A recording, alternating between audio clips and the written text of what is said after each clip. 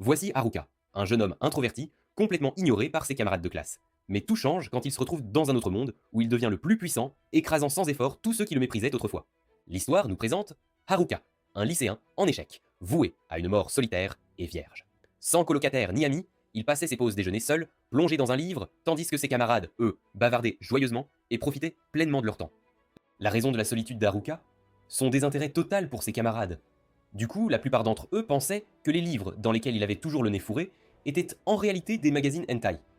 Intérieurement, il méprisait tous ses camarades, les voyant comme des groupes inutiles. Lui, il s'imaginait en héros surpuissant, destiné à sauver le monde. Alors qu'il s'apprêtait à faire une sieste avant la fin de la pause, tous furent surpris par une lumière aveuglante, comme dans cette chanson du week-end, des lueurs vives surgissant soudainement sous eux, formant un cercle. Haruka comprit aussitôt qu'ils allaient être transportés dans un autre monde, son obsession pour les mangas lui avait donné cette intuition, mais il décida que non, il ne voulait absolument pas de ça. Quand il tenta de quitter la salle, la porte était fermement verrouillée. Progressivement, le cercle magique s'agrandit, comme mon appétit un dimanche, jusqu'à engloutir tous les élèves.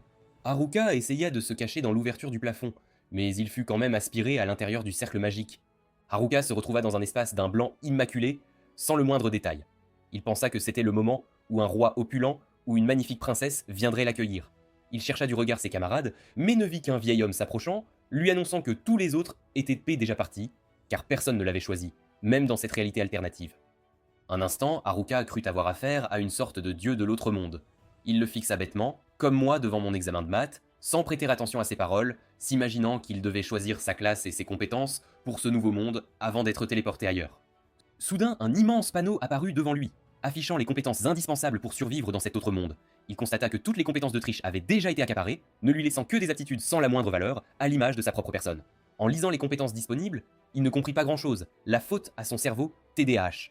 Il déversa sa colère sur le vieil homme, lui affirmant qu'il ne pourrait jamais survivre au village de départ avec de telles aptitudes. Tel un perdant qui s'apitoie sur son sort, il reprocha au vieil homme d'avoir invoqué plus de 40 personnes d'un coup, sans prévoir suffisamment de compétences pour chacun. Alors le vieil homme décida de lui attribuer toutes les compétences restantes, avant de s'en aller. La liste des aptitudes disparut, et Haruka se retrouva avec un paquet de compétences totalement inutiles, juste avant d'être téléporté dans une forêt dense, remplie d'arbres. Haruka ne cessait de se demander ce qu'il était censé faire dans ce monde, n'étant absolument pas préparé mentalement. De surcroît, il était désarmé, et sans le moindre équipement. Puis il aperçut un sac noué tout près. En l'ouvrant, il y découvrit un ensemble de vêtements et des objets étranges, totalement inconnus. Il comprit que c'était des restes, mais décida de tout garder, car il était un fervent adepte du mode de vie économe et de la seconde main. Après s'être habillé, il fut pris d'une curiosité soudaine de vérifier ses statistiques. Il découvrit qu'il devait utiliser la compétence lancer de dés parmi celles qu'il avait obtenues. Elle lui apparut sous l'abréviation SAD, et un instant il crut que cela pouvait bien signifier sadisme. Mais il réalisa alors qu'il pouvait attribuer des points à ses statistiques. Il décida de tous les investir dans la chance, faisant entièrement confiance à sa propre malchance. En vérifiant à nouveau ses statistiques, il constata qu'il avait obtenu 2 compétences additionnelles. L'une d'elles stipulait qu'il demeurerait éternellement seul et ne pourrait jamais former de groupe. Quelles que soient les circonstances, il semblerait que même le destin se moque de ce pauvre gars. Haruka comprit qu'ici aussi, dans cet autre monde, il mènerait une existence solitaire et isolée, exactement comme avant, et qu'il ne trouverait probablement jamais de petit ami. En regardant autour de lui, il ne vit aucun de ses camarades, bien qu'ils aient été invoqués tous ensemble. Il décida donc de débuter son périple dans ce nouveau monde, en sécurisant une base, car se retrouver sans abri après tout ça, ça lui donnerait juste envie de tout laisser tomber. Haruka erra sans but à travers la forêt, jusqu'à ce que l'épuisement le submerge. Il fit une brève pause, puis après un moment, il remarqua qu'il y avait, parmi son équipement, une paire de lentilles de contact. En les mettant, il put voir distinctement les noms de tous les objets autour de lui. Il comprit que ces lentilles lui conféraient la compétence évaluation. Il continua donc d'examiner tout ce qui l'entourait, savourant pleinement sa nouvelle aptitude, car après tout c'est un véritable roi de la procrastination. Il trouva ensuite des champignons comestibles, comme moi en vacances tropicales, et les mit dans son sac. Décidé à collecter des objets utiles, comme de la nourriture et des médicaments, pour assurer sa survie, il se dirigea vers un lac pour puiser de l'eau et aperçut une étrange grotte tout près. Poussé par la curiosité, il pénétra dans la grotte pour en explorer l'intérieur. Il craignait une attaque de monstres ou de boss de donjon, tout en espérant secrètement y découvrir un harem. Mais à sa grande surprise, la grotte était vaste et absolument vide. Il décida d'y demeurer un certain temps et alluma un feu grâce à sa magie pour se réchauffer et repousser les monstres. Quand la fatigue se fit sentir, il vérifia attentivement les alentours pour s'assurer de l'absence de toute créature. Puis il s'abandonna à un sommeil profond, réussissant ainsi à survivre seul à son premier jour dans cet autre monde, car sa solitude, elle, demeure une constante, peu importe l'univers. Le lendemain, Haruka se réveilla et constata que tout était sous contrôle, aucun monstre aux alentours. Mais il avait désespérément envie d'un girl dinner. Alors il prépara son propre petit déjeuner à l'intérieur de la grotte et le dégusta en toute tranquillité. Ensuite, il décida de faire de cette grotte sa nouvelle base. Cependant, il lui fallait un approvisionnement alimentaire constant et davantage de mesures de sécurité. Il sortit donc pour cueillir des herbes et des champignons dans la forêt, mais l'inquiétude des monstres persistait, car il ne possédait rien de vraiment fiable pour se défendre. Malheureusement, il tomba nez à nez avec 2 gobelins en quête de nourriture, exactement comme je vois mes frères et sœurs lors d'une virée nocturne pour grignoter. Haruka constata que leurs statistiques étaient bien plus élevées que prévu, et il savait qu'il n'aurait probablement aucune chance. Malgré tout, il décida de se battre, car il n'y avait pas d'échappatoire, saisissant son bâton en bois, non pas celui auquel tu penses, espèce de pervers. Il tenta de l'enduire de magie pour le renforcer, puis chargea en avant avec une confiance inébranlable et réussit à en terrasser un. Quand le second gobelin se jeta sur lui, Haruka remarqua que leurs attaques étaient étonnamment simples et prévisibles. Il parvint à vaincre le second sans grande difficulté, puis s'enfonça davantage dans la forêt jusqu'au soir. En se lavant, il réfléchit à sa première bataille victorieuse et décida que c'en était assez pour cette journée. À l'intérieur de la grotte, Haruka dîna, après avoir récupéré la massue des gobelins, mais il fut déçu, car elle était bien trop lourde et trop courte, un peu comme cette fille indésirable sur Bumble, pour être maniée correctement. En vérifiant ses objets, il réalisa qu'il avait atteint le niveau 2, ce qui avait augmenté ses statistiques. Le 3e jour, Haruka en eut assez de manger la même chose quotidiennement. N'ayant pas d'autre choix, il mangea encore des champignons le matin, encaissant un nouvel échec. Il décida ensuite de s'employer à renforcer ses capacités. Il constata que toutes ses compétences avaient progressé pour s'aligner sur son nouveau statut de survivant. Plus tard, il quitta la grotte afin de s'entraîner à la magie. En chemin, il découvrit de la nourriture, et crut d'abord que c'était de la viande, mais il s'agissait encore de champignons, comme c'est souvent le cas avec la cuisine indienne. Frustré, il jeta le tout et décida d'arrêter de se soucier de la nourriture pour l'instant, préférant se concentrer sur la pratique de la magie. Haruka enveloppa son corps d'une aura magique et découvrit que cela augmentait considérablement sa vitesse et sa puissance d'attaque. Lorsqu'il rencontra des gobelins de niveau supérieur, il n'hésita pas un instant à les écraser, comme mon cœur après le décès de Liam Payne. Finalement, il en affronta 3 simultanément. Il comprit qu'il devait battre en retraite et se dissimula dans l'herbe, décidant de regagner sa grotte pour approfondir ses connaissances en magie, en toute tranquillité. La vie suivit son cours, et après 2 jours supplémentaires, il fut capable de vaincre les gobelins d'un seul coup. Il apporta également plusieurs améliorations à sa grotte, son nouveau foyer, ressentant enfin que sa vie commençait véritablement sur la chasse à la viande en poursuivant des lapins. Il en attrapa un, mais sentit soudain la présence d'un groupe tout autour de lui. Il crut d'abord à des gobelins, mais à sa grande surprise, c'était un groupe de ses camarades de classe, errant sans but dans la forêt, car eux, au moins, avaient des passe-temps, contrairement à lui. Haruka fut exaspéré de voir apparaître de toutes les personnes ces garçons délinquants à un tel moment. Il préféra se dissimuler et éviter tout contact, tel un lâche. De l'autre côté, il aperçut un groupe de filles, gâtées, marchant dans sa direction. Bientôt, tous ses camarades de classe commencèrent à surgir de toutes parts. Il n'appréciait aucun d'entre eux, jusqu'à ce qu'il repère le groupe de la déléguée de classe. À cet instant, il se dit que ce monde était vraiment impitoyable, et qu'il serait peut-être préférable d'avoir quelques amis. Il décida d'aller lui parler directement. Mais il se dit alors que vivre en toute liberté, isolé des humains, sans que personne ne vienne interférer dans son existence, était en réalité le paradis d'un introverti. Après tout, il avait déjà survécu 5 jours seul dans ce monde. Haruka se dissimula dans l'herbe afin que personne ne remarque sa présence. Malheureusement, le chef du groupe de délinquants entendit le bruit de son seau et sentit qu'une présence solitaire et désespérée se trouvait tout près. Le chef continuait d'approcher, tandis qu'Haruka ne cessait de se blâmer d'avoir agi sans la moindre prudence. Heureusement, le lapin qu'il avait chassé plus tôt apparut devant ses camarades, leur faisant croire que c'était lui, la source du bruit. Ils s'éloignèrent discrètement, sans le démasquer. Cependant, il ressentait toujours une vive curiosité de les suivre et d'écouter leurs conversations, car il était en secret extrêmement fouineur. Il découvrit son camarade Shao, racontant à ses amis toutes les gouneries qu'il avait commises depuis son arrivée dans cet étrange monde. Haruka fut déçu de constater que ce groupe n'avait absolument pas changé et restait composé de mauvaises personnes. Il imagina à quel point la situation serait meilleure si la déléguée de classe et une boss babe, nommée Tuka, découvraient leurs viles intentions et les arrêtaient net. Il remarqua ensuite qu'un de ses camarades, Tanaka, était avec eux et qu'ils l'utilisaient comme leur jouet. Ils décidèrent alors de retourner à leur point de rassemblement. À cet instant, Haruka réalisa que toute la classe se réunissait à la source. Il préféra donc rester seul et les éviter pour le moment. Suite à cette décision, il constata que ses statistiques d'unité étaient passées au niveau 2. Il découvrit que chaque choix qu'il ferait influencerait ses statistiques et qu'il aurait du mal à augmenter son niveau tout en acquérant de nouvelles compétences. Haruka examina les noms des compétences qu'il avait obtenues et tenta d'interpréter ou de comprendre leur fonctionnement à travers leurs appellations. Mais comme à son habitude, tout cela restait du pur charabia pour lui. Il pensa que c'était peut-être dû à sa nervosité, alors il décida de manger quelques champignons pour calmer son anxiété, souhaitant au moins avoir du poisson, car le sushi, ça rend toujours tout meilleur. 2 jours plus tard, Haruka se réveilla en pleine nuit, alerté par le vacarme de ses camarades qui faisèrent la fête.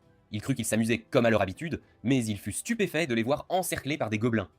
Il pensa qu'il devrait peut-être leur venir en aide, mais décida d'utiliser sa compétence évaluation avant de s'engager. Quand il constata que les statistiques de ses camarades surpassaient de loin les siennes grâce à leurs compétences de triche, il renonça à cette idée. Il se souvint alors que cela avait toujours été ainsi. Tous ses camarades possédaient des qualités particulières, sport, excellence académique ou un statut social élevé. Il s'était toujours demandé comment quelqu'un d'aussi moyen que lui avait pu se retrouver dans la même classe qu'eux. Haruka s'apprêtait à se rendormir, mais il remarqua alors un groupe de gobelins qui se préparait à une attaque furtive. À cet instant, il décida d'intervenir et les élimina, ce qui rappela à ses camarades que le solitaire de la classe était bel et bien toujours là. Ils le remercièrent de les avoir tirés de ce mauvais pas. Pendant qu'il lui parlait, il se sentit frustré de lui-même, car il avait complètement oublié comment converser avec des humains après avoir passé tant de temps seul. Il les autorisa ensuite à s'installer dans sa Man Cave. En entrant, ils furent stupéfaits de le voir vivre dans une grotte luxueuse, digne d'un magazine de décoration intérieure. Quand Haruka leur demanda comment ils avaient l'air de passer leur temps depuis leur arrivée dans ce monde, il fut choqué d'apprendre qu'ils l'avaient passé à fuir chaque danger rencontré. Tatsuya lui raconta alors ce qu'ils avaient traversé depuis leur arrivée dans ce monde. La plupart étaient paniqués, incapables d'accepter l'idée d'être transportés dans un univers sans McDonald's. Lui et ses amis geeks, en revanche, étaient excités et passèrent leur temps à examiner leurs statistiques, puis le groupe de pervers s'approcha et Shao leur ordonna de partager toutes les informations qu'ils avaient découvertes. Alors que la situation était des plus chaotiques, Tuka s'adressa à tous avec l'autorité d'une reine et leur demanda de se calmer. Mais tandis qu'elle parlait, tous furent stupéfaits quand un groupe de gobelins surgit soudainement juste derrière elle. La panique se propagea partout et chacun trembla de peur, à l'exception des geeks qui décidèrent d'affronter les gobelins. À cet instant, les athlètes reprirent confiance, comme s'ils en avaient jamais manqué, et se joignirent à eux pour les soutenir. Ensemble, ils parvinrent à éliminer tous les monstres qui se trouvaient sur leur chemin. Ensuite, Tuka suggéra de se déplacer vers un lieu plus sûr, et ils finirent par s'établir près d'un cours d'eau où ils érigèrent un camp. Tuka distribua ensuite les tâches à chacun en fonction de leurs aptitudes, et tous commencèrent à collaborer pour survivre dans ce monde. Cependant, les princesses Zapapa refusèrent d'en faire le moindre effort et d'aider les autres. Elles décidèrent de partir, ce qui provoqua la scission de la classe, en plusieurs groupes, chacun prenant son propre chemin. Finalement, Tuka se retrouva seul après l'effondrement et la dissolution de la classe. Seul le geek resta à ses côtés pour continuer à travailler avec elle et à combattre les monstres afin de défendre le camp, avec l'espoir secret de coucher, un jour. Avec le temps, Tatsuya constata que les pervers avaient opté pour des compétences obscènes afin de séduire des filles et de manipuler les autres. Il décida alors d'augmenter son niveau pour pouvoir résister à ce genre de capacité. Par la suite, les pervers commencèrent à agir uniquement pour leurs propres intérêts, cherchant à monter de niveau dans le seul but d'acquérir plus de pouvoir pour utiliser leurs compétences perverses. Tatsuya et ses amis dénoncèrent alors cette situation à Tuka, qui décida qu'elle aussi devait absolument augmenter son niveau pour résister à de telles aptitudes. Quelques jours plus tard, les pervers réussirent à améliorer leurs compétences à un niveau supérieur. À cet instant, Tuka apparut devant eux, marchant droit vers eux. Ils crurent que c'était l'occasion rêvée de la revendiquer comme leur prochaine conquête et de faire d'elle ce qu'ils voulaient. Mais ils se retrouvèrent tous à terre après qu'elle leur ait donné un bon coup de pied aux fesses. Les geeks utilisèrent alors la compétence de scellement pour neutraliser leurs capacités. Une fois leurs méfaits révélés, ils furent immédiatement expulsés du camp. Quelques heures plus tard, après les pervers revinrent, malgré tout le travail acharné qu'ils y avaient investi, ils incendièrent le camp, la chef des filles gâtées, blâma les geeks d'avoir choisi de se battre et d'avoir provoqué cet effondrement. Tout le monde se retourna contre eux comme s'ils étaient les renifleurs de culottes, et non les pervers. À cet instant, Tuka les défendit, mais les geeks choisirent pas finalement de quitter le camp et de tracer leur propre chemin dans cet autre monde, ne comptant que sur eux-mêmes, sans aucune aide extérieure, jusqu'à ce qu'ils aboutissent dans la grotte Martha Stewart d'Haruka.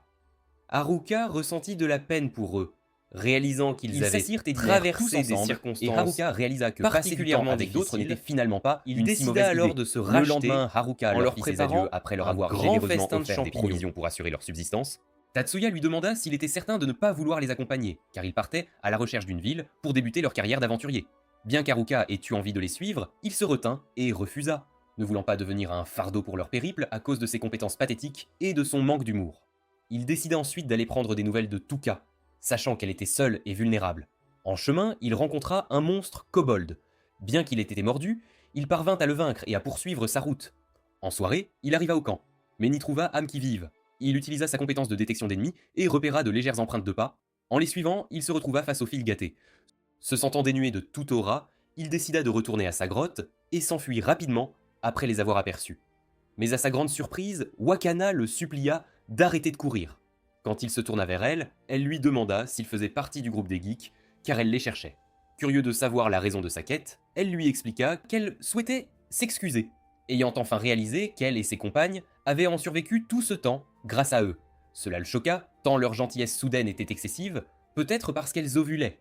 Il pensa alors qu'il devait s'assurer qu'elles ne deviendraient pas un fardeau pour les geeks si jamais ils se rencontraient à nouveau. Il commença à leur poser des questions sur leur capacité à combattre les monstres ou s'ils connaissaient le chemin pour sortir de la forêt. Wakana répondit en larmes qu'elle désirait seulement s'excuser auprès d'eux avant de finir en repas pour monstres. Haruka se sentit soumis à une immense pression à cause d'elle, surtout après que Wakana lui ait demandé de leur enseigner absolument tout ce dont elles auraient besoin pour survivre jusqu'à ce qu'elles retrouvent les geeks. En vérifiant ces statistiques, il fut choqué de constater que la compétence assujettissement et contrôle venait tout juste de s'activer. Il se retrouva donc à accompagner les filles gâtées, imaginant toutes les choses étranges qu'elles pourraient faire sous l'effet de sa compétence esclavage. Haruka se sentit dans une situation des plus délicates et souhaita ardemment que Tuka ne le découvre pas dans une posture aussi suspecte.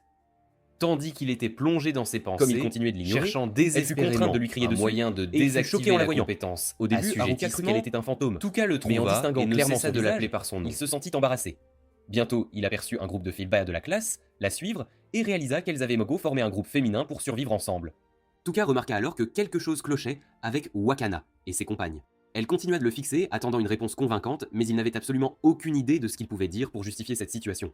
Quand elle comprit qu'il les avait soumises, elle lui hurla dessus, exigeant de savoir pourquoi il avait agi ainsi. Il tenta de la convaincre que ce n'était qu'un accident et qu'il n'avait absolument pas l'intention de les apprivoiser. Quand il constata que tout le monde le fixait froidement, il décida d'ignorer la situation et de rentrer chez lui. Mais Tuka l'arrêta et tenta de parler à Wakana et aux autres jusqu'à ce qu'elles retrouvent leurs esprits. Finalement, Haruka fut laissé seul, comme à son habitude, tandis que les filles discutaient de la capacité qu'il possédait. Il se dit qu'il pourrait aussi bien s'entraîner en agrandissant sa maison en attendant. Il tenta donc de construire un sous-sol, mais sa tentative échoua lamentablement, et il finit par s'enterrer lui-même sous terre. Tuka vint à lui et le tira vers le haut, puis lui rapporta ce que Wakana avait dit, qu'il était venu pour aider tout le monde. Quand toutes les filles exprimèrent leur gratitude envers lui, il leur confia qu'il voulait rentrer chez lui. Tuka fut surprise d'apprendre qu'il possédait une maison dans ce monde, pensant qu'il y était lié depuis le début. Il expliqua qu'il l'avait construite durant son temps libre depuis son arrivée ici. Les filles reprirent ensuite la discussion entre elles, et Tuka lui demanda combien de personnes sa maison pouvait bien accueillir. Elles furent absolument stupéfiées quand il leur révéla qu'elle pouvait contenir 240 personnes et qu'elle disposait même de meubles, d'une salle de bain, de toilettes et d'une cuisine. Les filles ont alors demandé à Tuka de solliciter sa permission pour qu'elle puisse rester chez lui, ne serait-ce que pour une seule nuit.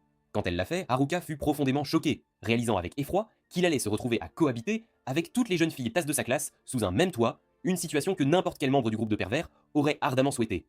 Après cela, il les a guidées jusqu'à sa demeure. Tuka était émerveillé par sa connaissance parfaite de la forêt, comme s'il y était né et avait grandi là. Quand elles arrivèrent, les filles se sont assises pour reprendre leur souffle après cette longue marche, puis furent stupéfaites par la taille de sa maison, qui avait l'allure d'un véritable manoir.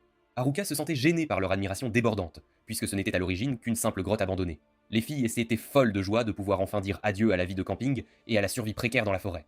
Dès qu'il les a conduites à la salle de bain, elles se sont toutes précipitées vers le bain, et il a fini par observer leurs vêtements voler dans les airs juste devant ses yeux ébahis. Haruka réalisa que la vie en forêt avait altéré leur comportement d'une manière ou d'une autre, alors il décida de passer la nuit dans une tente à l'extérieur de la grotte, incapable de demeurer au même endroit que lorsque les geeks avaient une telle nuée de jeunes filles. Le reste des garçons les avait suivis, ce qui avait rendu les filles, pour le remercier de les avoir à l'idée de devoir survivre seul dans cette forêt hostile, lui disant qu'elle les avait protégés, elle lui a avec succès son jusqu'à ce moment précis. Elle lui a dit qu'elle n'avait pas réussi à accomplir les tâches que les geeks géraient depuis leur arrivée dans ce monde étrange. Il lui a dit que les génies avaient pratiquement été élevés et préparés pour le jour où ils seraient transportés ici. Et il lui a dit de ne pas se juger en se comparant à eux, car c'était injuste. Elle lui a ensuite dit qu'avoir une maison, de la nourriture et la capacité de vaincre des monstres étaient toutes des raisons suffisantes pour faire de lui un génie bien plus grand que les geeks. Haruka réalisa à quel point elle était perspicace et intelligente. Après qu'elle allait quitter sa tente, il ne put trouver le sommeil, imaginant les filles maintenant profondément endormies sur son propre lit.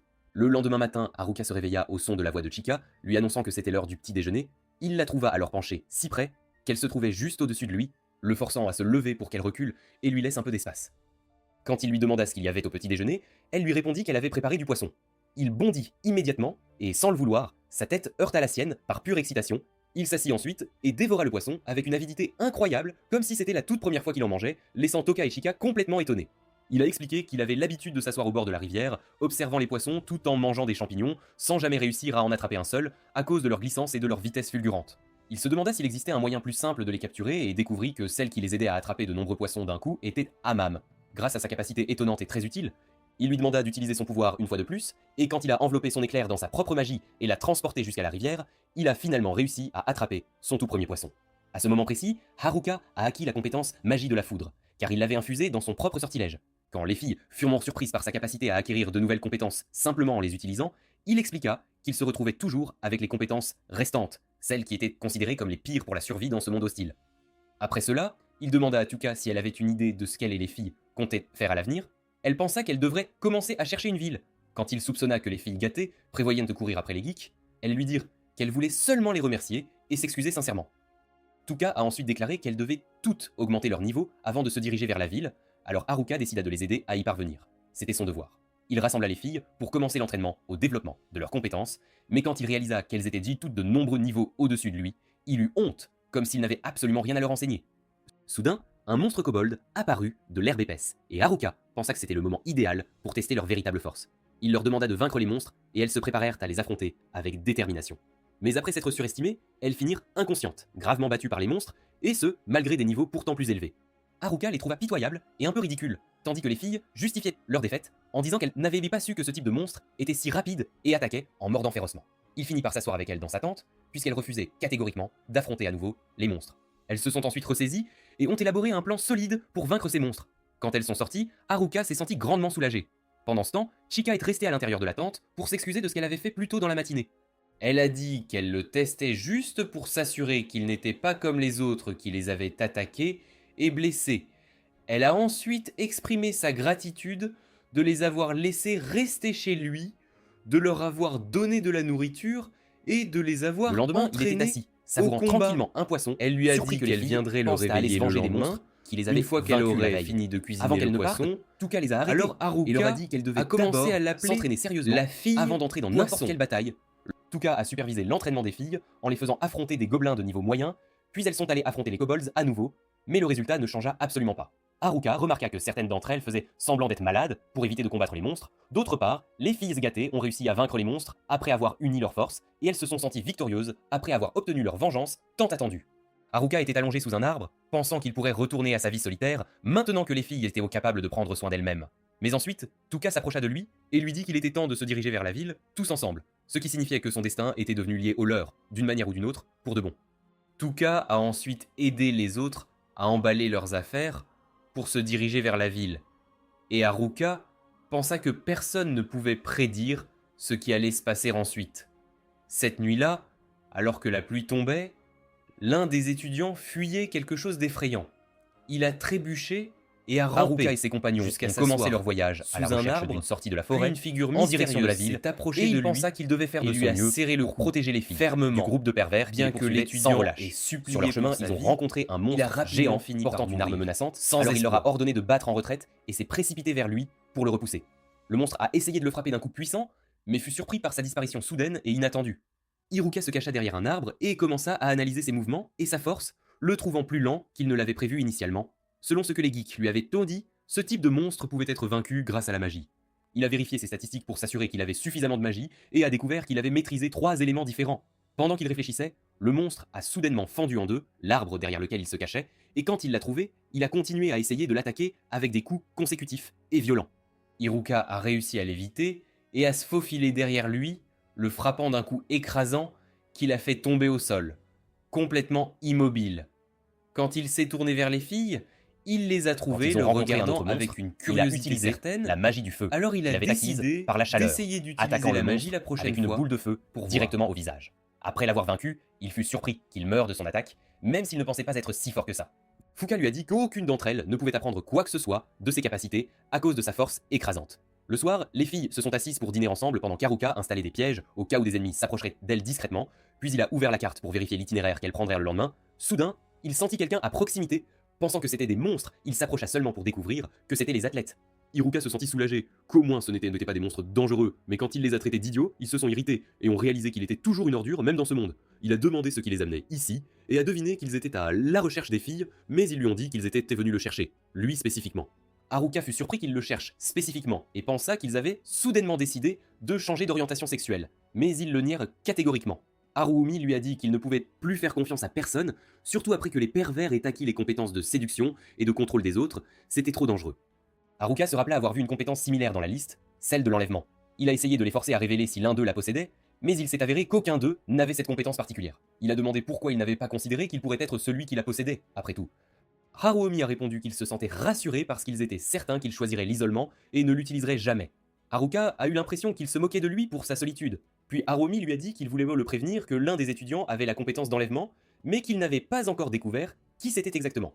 Ils lui ont ensuite demandé de s'excuser auprès des filles, en leur nom, avant de partir observer la situation dans la forêt environnante. Pendant ce temps, Tuka avait écouté aux portes, sans qu'il ne le remarque le moins du monde. Le lendemain, Haruka a ressenti des douleurs à l'estomac, avant de continuer le voyage avec les filles, ce qui était étrange. Tuka s'approcha de lui, voulant parler en privé de Haruomi et de ses compagnons. Haruka lui a dit qu'il lui avait demandé de s'excuser auprès des filles en leur nom. Il a remarqué qu'elle voulait dire quelque chose, mais hésitait, et a réalisé que c'était à propos de la compétence d'enlèvement. Bien sûr. Puka a accidentellement laissé échapper l'information, admettant qu'elle était celle qui possédait la compétence d'enlèvement.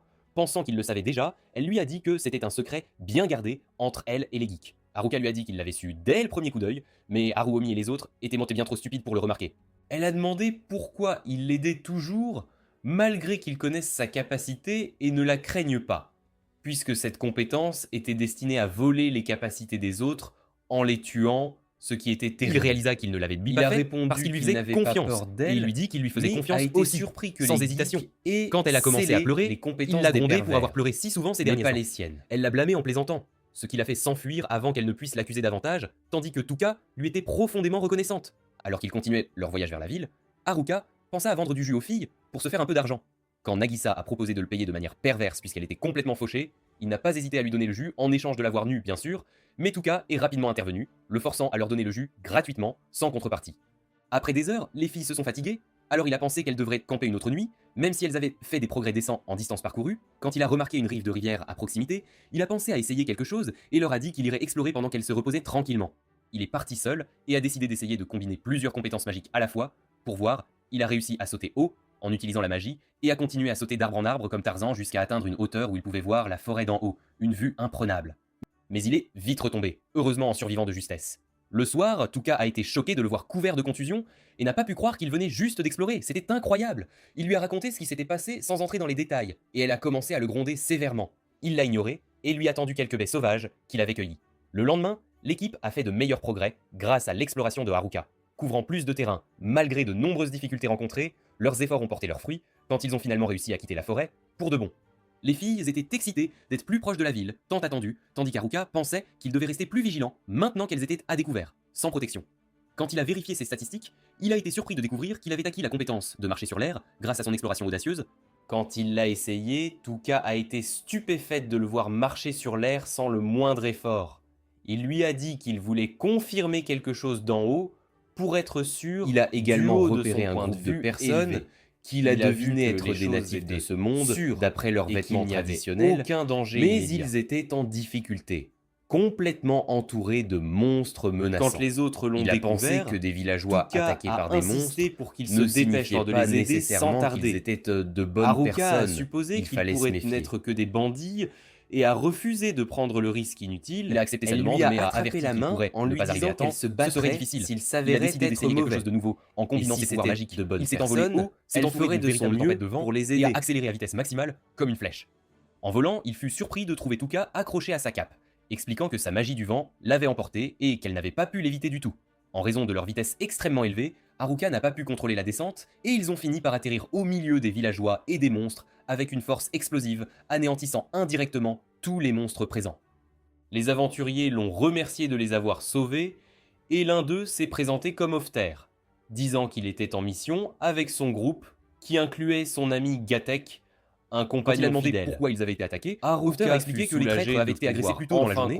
Alors la guilde des aventuriers les avait chargés d'exterminer les monstres pour gagner de l'argent, mais ils ont fini encerclés et proches de la mort, sans espoir. Les aventuriers ont commencé à emballer leurs affaires, pendant qu'Haruka restait seul, s'ennuyant en attendant les autres, puisque Tuka était toujours inconsciente. Il s'est approché de Gatak et lui a offert des champignons qu'il avait en cas de besoin, une petite attention. Ils ont accepté son offre avec gratitude et les ont dévorés avec appétit. À ce moment-là, Tuka a repris conscience, et après un certain temps, les autres filles sont arrivées. Elles ont été surprises de voir un elfe parmi les aventuriers, et elles ont fini par accompagner le groupe vers la ville d'Omua, une nouvelle étape. Les filles étaient folles de joie, et ont commencé à courir vers la porte de la ville. Haruka a suggéré qu'elle fasse toute la course jusqu'à là. Pendant ce temps, ailleurs dans la forêt, les pervers continuaient à chercher les filles pour leur donner une leçon en utilisant leurs compétences perverses, décidant de trouver les geeks d'abord pour briser le sceau qui les retenait. Au même moment, les athlètes les écoutaient discrètement, apprenant ainsi tout leur plan machiavélique. Toutes les filles ont été émerveillées par l'apparence de la ville d'Omoi après avoir passé la porte, et elle leur est apparue comme une ville très animée, tandis qu'Haruka se sentait frustré par l'atmosphère de la ville, la trouvant inadaptée à quelqu'un qui aimait la solitude par-dessus tout, et il a décidé qu'il devrait se séparer des filles. Après avoir terminé sa mission de les livrer en toute sécurité à la ville, c'était son plan. À ce moment-là, Tuka avait du mal à contrôler les filles et à les rassembler toutes ensemble, et elle se sentait agacée par la relaxation et l'oisiveté constante de Haruka, c'était insupportable. Mais elle réalisa qu'elle pouvait bien les diriger en tant que déléguée de classe après tout. Puis Tuka a rassemblé les filles en utilisant un sifflet et leur a parlé de leur prochaine destination importante. Elles devaient aller à la guilde des aventuriers pour s'y inscrire, échanger le butin qu'elles avaient obtenu en vainquant des monstres, et ensuite chercher une bonne auberge où loger pour la nuit. Elle a ensuite pensé qu'elle pourrait aussi chercher le groupe de nerds en chemin, si l'occasion se présentait, et à ce moment-là, Wakana s'est sentie agacée parce qu'elle traitait cela comme une simple quête secondaire. Haruka s'est approchée d'elle et lui a dit qu'elle semblait très inquiète pour eux, ce qui l'a fait rougir et le nier avec force. Après cela, tout le monde s'est dirigé vers la guilde des aventuriers sans plus attendre, et dès qu'ils sont entrés, ils ont trouvé des gens les regardant avec des regards mêlés de netteté et de ridicule. C'était étrange. Puis Haruka a entendu la voix à l'étage, lui il a trouvé un homme maître de guilde et effrayant avec une moustache en forme d'arc qui l'attendait. Il a dit à au début l'homme a parlé d'un ton dur avant de s'approcher de lui et de lui serrer la main chaleureusement pour exprimer sa gratitude d'avoir sauvé le groupe Doctor. C'était inattendu. Hiruka se sentit soulagé qu'il voulait seulement le remercier pour ce qu'il avait fait, rien de plus. Et en chemin, il passa devant le magasin et dit à la vendeuse qu'il voulait vendre les pierres magiques qu'il avait collectées. Elle fut choquée quand il vida son sac plein de pierres et lui dit qu'elle ne pouvait pas en examiner autant. C'était impossible. Il lui a dit qu'il en avait encore plus avec lui, bien d'autres, mais elle a refusé de les prendre et lui a demandé d'attendre jusqu'à demain pour que la guilde finisse d'examiner toutes les pierres. Quand il est retourné auprès des filles, Tuka lui a dit qu'elles avaient été officiellement enregistrées comme aventurières dans la guilde, ce qui l'a rendu heureux pour elles, sachant qu'elles pouvaient maintenant compter sur elles-mêmes grâce à ce qu'elles avaient traversé dans la forêt, en plus des compétences qu'elles possédaient déjà, c'était une bonne nouvelle. Puis il fut surpris par le changement de comportement de tous les aventuriers intimidants, qui devinrent plus amicaux et plus accueillants envers eux, c'était inattendu. Puis Wakana le poussa vers le comptoir d'accueil pour qu'il s'inscrive lui-même comme aventurier sans tarder. Il est entré avec confiance, excité de laisser enfin sa vie de chômage derrière lui. Après s'être inscrit, c'était un nouveau départ. Cependant, il a fini par être rejeté par la réceptionniste, qui lui a dit qu'il devait atteindre au moins le niveau 10 pour s'inscrire à la guilde, c'était la règle. Il ressentit un mélange de frustration et d'irritation, puisqu'il n'était qu'au niveau 9 et il la supplia de faire une exception pour lui, c'était urgent. Elle lui a dit qu'il devait atteindre le niveau 10 et faire partie d'un groupe d'aventuriers, et s'il insistait pour travailler seul, il serait considéré comme un débutant au niveau 20 et ne serait pas promu avant d'atteindre le niveau 30, c'était la loi. Il se retrouva en difficulté à cause des exigences strictes de la guilde, d'autant plus qu'il ne pouvait pas former de groupe à cause de ses compétences particulières. Quand Tuka vit la déception sur son visage, elle décida de prendre les choses en main et de s'assurer que les filles étaient en sécurité, jusqu'à ce qu'elles atteignent l'auberge à sa place. C'était mieux ainsi.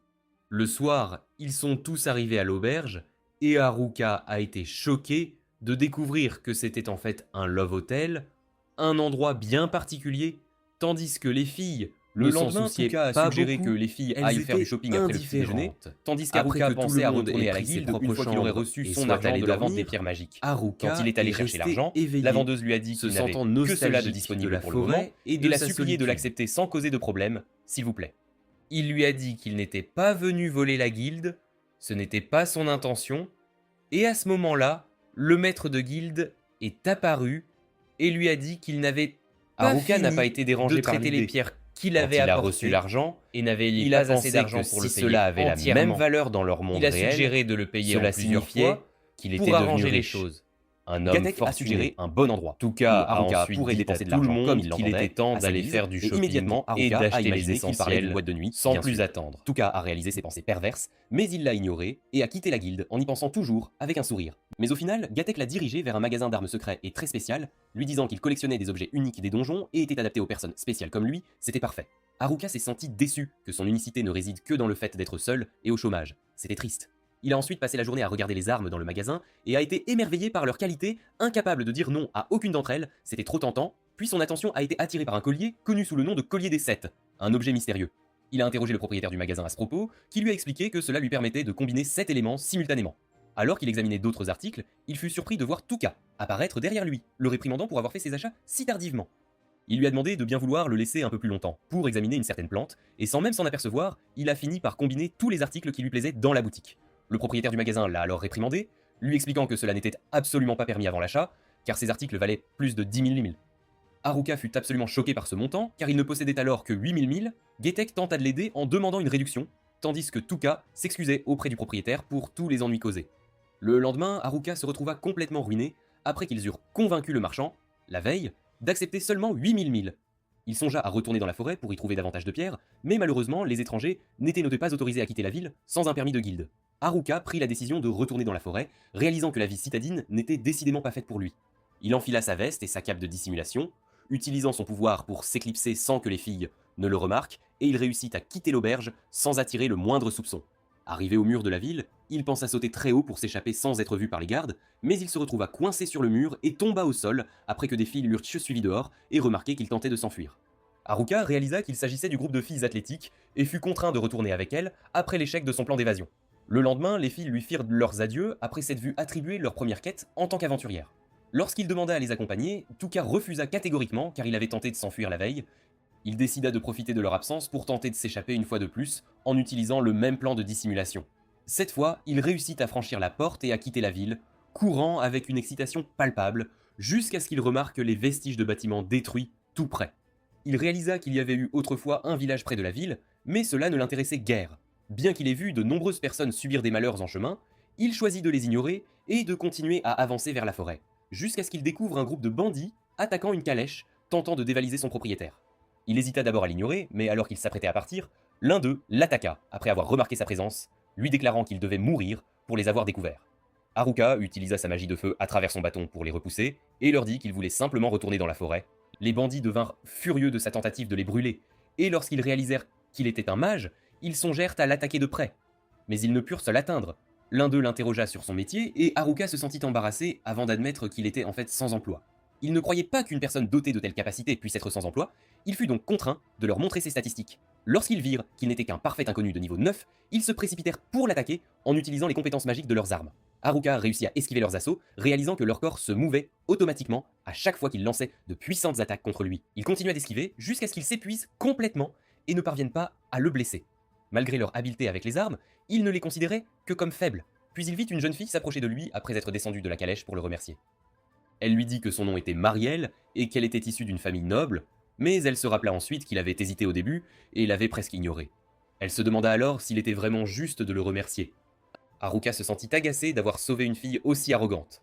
Puis elle lui révéla qu'elle était la fille du seigneur de la ville et lui demanda de l'accompagner dans son voyage. Haruka se sentit frustré que son souhait de vivre seul dans la forêt ne se réalise pas aussi facilement. Alors qu'il l'accompagnait, elle lui demanda où il avait vécu avant de partir. Il refusa de lui donner le nom de la ville, affirmant que ce n'était qu'un village délabré avec des auberges hors de prix, ne valant pas la peine d'être mentionné, et il énuméra ses défauts comme justification de son départ. Quand il devina que le seigneur de cette ville devait être désespéré et tout aussi mauvais que celui de son ancienne cité, Marielle se sentit embarrassée et lui révéla qu'elle était la malheureuse fille de ce seigneur de ville si désespérant. À cet instant, Haruka réalisa qu'elle appartenait à la ville d'Omwa et que la calèche s'y dirigeait. Il lui demanda d'arrêter la calèche pour qu'il puisse partir, mais elle refusa de le laisser s'en aller, lui disant qu'elle prouverait que leur ville n'était pas minable et qu'elle le récompenserait de l'avoir sauvé. Au final, sa tentative d'évasion échoua pour le deuxième jour consécutif. Pendant ce temps, le groupe d'athlètes affrontait les pervers dans la forêt pour les empêcher de mener à bien leur sinistre plan contre les jeunes filles. Avant que Xiao Wu ne puisse lancer la première attaque, il fut choqué d'être poignardé par derrière, mettant ainsi brutalement fin à sa vie. Tout le monde fut choqué en voyant Xiao Wu s'effondrer et mourir devant eux. L'un de ses camarades se précipita vers l'attaquant, seulement pour être tué instantanément, l'assaillant mystérieux lui enfonçant son arme directement. En quelques instants, l'étranger avait anéanti tous les pervers, laissant les athlètes figés de terreur. Lorsqu'ils tentèrent de s'échapper, Haruka suppliait encore Marielle de le laisser tranquille et déclara froidement qu'ils n'y avaient déjà de absolument nulle part. Il se retrouva bientôt à l'intérieur de l'énorme manoir du seigneur, si vaste que cela le rendait particulièrement nerveux. Fatigué d'attendre, il envisagea de s'éclipser discrètement jusqu'à ce que Marielle apparaisse derrière lui, agacée qu'il ne l'ait pas attendu pour changer de vêtements. Elle insista pour qu'il reste, car elle tenait absolument à le récompenser, comme il se doit, pour l'avoir sauvé. Cette nuit-là, Haruka s'assit à la grande table du dîner avec elle et dévora la nourriture somptueuse comme s'il n'avait pas mangé depuis une année entière. Marielle lui présenta ensuite sa récompense, une somme d'argent conséquente et, plus important encore, une carte d'identité lui accordant l'entrée et la sortie libre de la ville à sa guise. Pendant qu'elle lui parlait, Haruka était bien trop distrait par la nourriture pour s'en soucier, ce qui la laissa complètement exaspérée. Le lendemain, Haruka rejoignit les filles et expliqua son absence en disant qu'il avait été invité au manoir du seigneur, omettant soigneusement ses tentatives répétées de s'échapper. Tuka le pressa de détails, mais avant qu'il n'ait à répondre, les filles furent appelées pour une nouvelle quête. Avant de partir, Tuka le prévint sévèrement de ne surtout pas quitter la ville pendant leur absence. Bien sûr, Haruka ignora cela immédiatement. Avec sa nouvelle carte d'identité en main, il fit sa troisième tentative de liberté, cette fois légalement. Avant de partir, il fit des achats au magasin d'armes secret, acheta de la nourriture et laissa même une note à Tuka, affirmant qu'il partait vérifier la sécurité des athlètes. À la porte, il exhiba fièrement sa carte d'identité aux gardes, et une fois dehors, célébra sa liberté retrouvée. De retour dans la forêt, Haruka se sentit nostalgique, enfin de nouveau chez lui, mais sa paix ne dura pas. Un orque attaqua soudainement, bien qu'il ne fût pas censé apparaître près de la lisière de la forêt. Il réussit à le tuer, mais tomba bientôt sur une traînée de sang. Utilisant sa compétence de détection, il trouva des traces menant à un massacre. Les corps des athlètes gisaient sous l'arbre. Seul Haromi était encore à peine en vie. Haruka utilisa rapidement toutes ses potions de guérison pour le ranimer, lui et les autres. À leur réveil, ils lui racontèrent que les pervers avaient été massacrés par un mystérieux tueur qui avait également volé leurs armes. Harumi soupçonna que le tueur pourrait être le génie des maths de leur classe, cherchant à éliminer tout le monde. Pire encore, il pensait que la véritable cible était Tuka, en raison de sa compétence unique d'enlèvement. Haruka réalisa que le tueur pourrait tenter d'utiliser Harumi comme appât pour l'attirer. Harumi suggéra qu'ils fassent équipe et combattent l'assassin ensemble, mais Haruka insista pour s'en occuper seul. Il leur dit de retourner en ville et s'excusa auprès de Tuka pour leur stupidité, tandis qu'ils restaient en arrière pour faire face à la menace. À contre-cœur, ils acceptèrent, lui faisant confiance pour avoir un plan. Pendant que les filles cherchaient Haruka dans la ville, convaincues qu'il reviendrait puisqu'il avait laissé une note, Haruka s'entraînait intensément dans la forêt. L'odeur du sang attira de puissants gobelins vers lui, parfait pour monter de niveau. Après une rude bataille, incluant un combat frôlant la mort contre un gobelin de niveau 50, il le vainquit finalement à l'aube, atteignant le niveau 11 et débloquant de nouvelles compétences. Maintenant confiant, Haruka partit affronter l'assassin. À sa grande surprise, il découvrit l'identité du tueur, Tanaka, l'étudiant faible et intimidé qui avait toujours été harcelé par les pervers. Ailleurs, les filles étaient en mission, mais s'inquiétaient après 2 jours sans avoir vu Haruka. Juste à ce moment-là, elles rencontrèrent les athlètes malmenés qui dirent à Tuka que Haruka se battait seul dans la forêt. Pendant ce temps, Tanaka se moqua de Haruka de l'avoir trouvé, lui, au lieu de Tuka. Il admit avoir manipulé tout le monde depuis le début, utilisant les pervers comme pions pour affaiblir la classe avant de les massacrer, et même de tuer les génies quand l'occasion se présentait. Il ricana à Haruka, affirmant n'avoir aucun intérêt à perdre son temps avec un échec comme lui, mais Haruka bloqua son chemin avec son bâton. « Je ne te laisserai pas partir », dit-il fermement. Surpris, Tanaka demanda pourquoi il s'en souciait. Haruka répondit « Même les solitaires ont des gens qu'ils veulent te protéger. » Les yeux de Tanaka brillèrent et serrent d'excitation. « Parfait !» ricana-t-il. « Je vais écraser un bon à rien comme toi sans même transpirer. » Tanaka s'entoura d'une immense aura magique et lui dit qu'il avait été dans la chambre blanche et avait vu que les compétences restantes n'étaient qu'une poignée de déchets avant qu'il ne les obtienne, et qu'il n'avait aucune chance contre lui avec de telles compétences. Puis il l'attaqua avec un barrage de rochers géants. Ailleurs, Tuka voulait rejoindre Haruka et le soutenir, mais Haruomi l'arrêta, lui assurant qu'il irait bien, tandis que Haruka luttait pour bouger après que Tanaka eut utilisé sa compétence de modification sur lui. Tanaka continua de l'attaquer, impressionné par sa puissance soudaine, et lui dit qu'il n'était pas aussi mauvais qu'il l'avait imaginé. Il voulait connaître, avant de causer sa mort, la raison pour laquelle il l'avait soupçonné. Haruka répondit qu'il avait ressenti quelque chose d'étrange dès le début, lorsque les délinquants l'avaient intimidé. Quand il demanda depuis quand il planifiait de voler la capacité de Tuka, Tanaka répliqua qu'il avait commencé à planifier dès l'instant où la compétence d'enlèvement lui avait été retirée, et qu'il avait réussi à élaborer un plan parfait une fois qu'il avait acquis la compétence de modification. Pendant qu'il parlait, Haruka fut soudainement lié par des racines surgies du sol. Il s'avéra que Tanaka l'avait distrait pour l'achever avec une attaque de feu finale, seulement pour être choqué quand Haruka absorba sa magie avec son bâton. Puis Haruka vit l'occasion de lancer une féroce contre-attaque une fois que Tanaka cessa d'utiliser ses compétences. Mais quand il s'approcha, Tanaka bloqua avec une épée. Il fut révélé qu'il avait prévu de l'attirer plus près, puis d'invoquer toutes les armes qu'il avait volées à ses victimes pour le déchiqueter. Tanaka continua de charger et de l'attaquer avec toutes sortes d'armes, ne lui laissant aucun temps pour se défendre, jusqu'à ce qu'il le frappe finalement d'un coup dévastateur et lui inflige de très grands dégâts. Il s'approcha ensuite et lui suggéra d'arrêter de résister. Malgré la difficulté de vaincre un tel adversaire avec ses compétences, Haruka refusa de se rendre. Il pensa que Tanaka utilisait peut-être une compétence de copie, lui permettant d'utiliser plusieurs compétences simultanément. Quand il demanda s'il cherchait la compétence d'enlèvement de Tuka pour la copier, Tanaka admira sa perspicacité pour avoir découvert son plan. Tanaka lui dit alors qu'il avait l'intention de l'utiliser pour voler toutes les autres compétences et devenir le plus fort de tous en ce monde. Il reprit l'attaque de Haruka avec encore plus de force. Haruka tenta de contrer, mais Tanaka esquiva aisément. Quand Tanaka se précipita pour l'achever d'un coup final, il fut choqué de voir Haruka esquiver avec une vitesse surprenante. Haruka lui dit qu'il avait réalisé que Tanaka ne pouvait utiliser ses compétences que 3 fois, et il avait donc décidé d'exploiter cette faiblesse. Frustré de ne pas avoir réussi à le blesser, Tanaka frappa à nouveau, mais Haruka le bloqua aisément. Puis il exploita la faiblesse de la compétence de Tanaka. Sa peur de gaspiller toutes ses chances, Haruka choisit de continuer à esquiver jusqu'à ce que Tanaka ne puisse plus attaquer. Tanaka lui dit qu'il possédait un nombre massif de compétences dont Haruka ne savait absolument rien, et tenta de le précipiter soudainement, mais Haruka bondit et lui dit qu'il s'était habitué à sa vitesse. Puis Haruka le surprit avec un coup puissant. Coup après coup, atterrit jusqu'à ce que Tanaka tombe au sol. Haruka décida de saisir l'occasion pour en finir. Mais juste au moment où il chargeait, Tanaka réussit tout de même à utiliser une compétence de plus. Refusant d'accepter la défaite face à un échec, il révéla son atout, une compétence plus forte que tout ce qui avait été vu auparavant. Haruka fut perplexe en le voyant se déplacer à grande vitesse, car rien de cela ne semblait spécial comparé à ses autres capacités. Il bloqua toutes ses attaques, pensant que ce ne pouvait pas être son atout.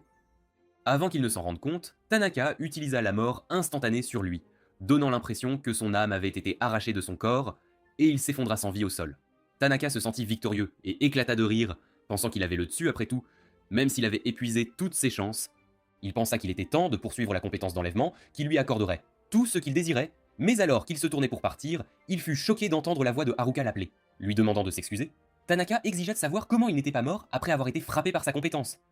Haruka expliqua que c'était grâce à sa résistance aux maladies et à la mort, ainsi qu'à sa chance maximisée. Tanaka fut stupéfait que Haruka se soit effondré plus tôt, malgré le fait de ne pas être affecté. Haruka lui dit que c'était un acte, bien qu'il n'ait pas prévu que Tanaka lui piétine la tête. Enragé, Tanaka dit qu'il l'avait contrôlé comme une marionnette avec sa compétence de modification. Haruka expliqua qu'il s'était entraîné à bouger librement sous ce sort. Il était donc facile de simuler ses actions et de convaincre Tanaka qu'il était en plein contrôle. Cela prouvait que ses soi-disant compétences pathétiques n'étaient pas du tout inutiles. Tanaka frappa aveuglément de colère, mais Haruka bloqua facilement ses attaques et lui dit qu'il ne servait à rien de gaspiller des compétences de cette manière. Tanaka fut choqué que tous ses calculs s'aient été faux, malgré le fait d'être appelé le génie des mathématiques. Puis Haruka lui dit qu'1 + 1 = 2 seulement dans leur monde, mais dans ce monde fantastique de magie, les choses étaient bien plus compliquées. C'était insensé de croire que les mathématiques fonctionneraient ici. Tanaka devint frustré en se souvenant à quel point sa vraie vie avait été ennuyeuse à cause de son génie. Étudier était trop facile, tout le monde lui semblait stupide. Quand ils furent transportés dans un autre monde, ce fut la première fois qu'il ressentit une véritable excitation. Après avoir vu la liste des compétences, il pensa avoir trouvé son salut et qu'il pourrait éliminer l'ennui en les utilisant comme il le souhaitait. Il résolut de suivre son plan complètement, même si cela signifiait tuer tous ses camarades de classe, tant qu'il devenait l'être invincible ultime. Réalisant son état misérable actuel, Tanaka enragea d'être surpassé par quelqu'un possédant les pires compétences. Il tenta de frapper à nouveau, mais Haruka le força à lâcher son arme. Pensant que c'était fini, il fut choqué quand Tanaka contrôla son arme à distance, poignardant Haruka à l'épaule et reprenant son assaut, convaincu que la victoire était sienne. Haruka le frappa durement avec son bâton et lui dit qu'il avait peut-être fait ses calculs, mais que c'était tout ce qu'il pouvait faire.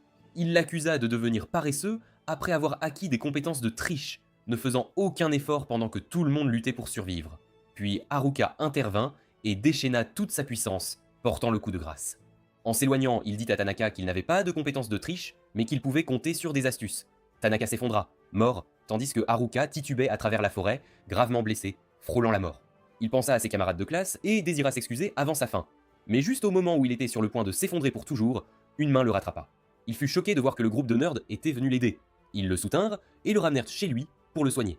Quand il demanda pourquoi ils étaient revenus, Tatsuya répondit qu'ils avaient trouvé leur chemin vers la ville, avaient vu tout le monde inquiet qu'il soit allé se battre seul, et avaient décidé de ne pas le laisser affronter la mort par lui-même.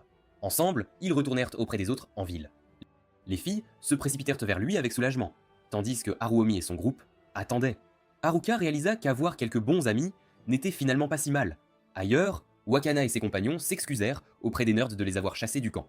Haruka sentit qu'il avait enfin accompli sa mission, réunir la classe. Il tenta de s'éclipser à nouveau pour s'isoler dans la forêt, mais Tuka l'attrapa et le surprit en le serrant fort dans ses bras, lui demandant pourquoi il continuait d'essayer de partir. Elle confessa son inquiétude constante et sa peur qu'il soit mort, mais maintenant elle était soulagée qu'il soit revenu vivant. Soudain, son ton changea, et elle lui dit qu'il recevrait de nombreuses réprimandes de toutes les filles. Au final, il fut traîné à l'intérieur. Le lendemain, Haruka se réveilla, après avoir fait un rêve étrange, à propos d'une fille, sous la forme d'un squelette, entouré d'une terrifiante aura de ténèbres, et il ne pouvait comprendre ce que ce rêve signifiait. Quand il quitta sa chambre, il trouva les geeks sur le point de partir. Ils lui dirent qu'ils allaient au labyrinthe pour chercher un objet rare capable de changer les impressions et les pensées envers son utilisateur. Il dit sarcastiquement que c'était un outil tout à fait approprié pour des gens aussi sombres qu'eux. Après leur départ, il décida de retourner profiter de sa vie seul dans la grotte, puisqu'il n'y avait plus aucune raison pour lui de rester ici. Mais avant de quitter l'auberge, il sentit une aura terrifiante derrière lui, et il s'avéra que c'était Touka, le fixant avec des yeux perçants. Elle lui dit qu'il devait pas parler en privé. Il la supplia de ne pas lui crier dessus, car il avait déjà assez souffert des autres la veille. Elle attrapa ses vêtements fermement et le tira vers elle, le grondant sévèrement d'avoir imprudemment mené une bataille mortelle seul. Puis elle lui dit de ne plus jamais répéter cela. Il s'excusa pour calmer les choses, et après son départ, il réalisa qu'elle avait l'air encore plus effrayante que Tanaka. Puis il pensa qu'en retournant à la grotte, il éviterait sa colère et vivrait en paix. Mais quand il se souvint de ce que les geeks lui avaient dit à propos de l'objet rare, il imagina que s'il l'obtenait et faisait en sorte que tout le monde l'aime, personne ne serait plus jamais en colère. À ce moment-là, il décida de se diriger vers le labyrinthe. Pendant ce temps, le seigneur de la ville était occupé par son travail, quand sa fille Marielle lui apporta du café et lui demanda de ne pas trop se surmener. Il lui dit que, puisque leur ville était située à la frontière, ils avaient au moins de marchands en visite, tandis que le nombre de monstres augmentait, le forçant à travailler plus dur.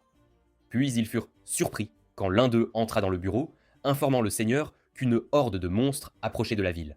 De l'autre côté, Haruka était en route pour le labyrinthe et fut choqué de voir une armée entière d'orques menée par leur chef géant.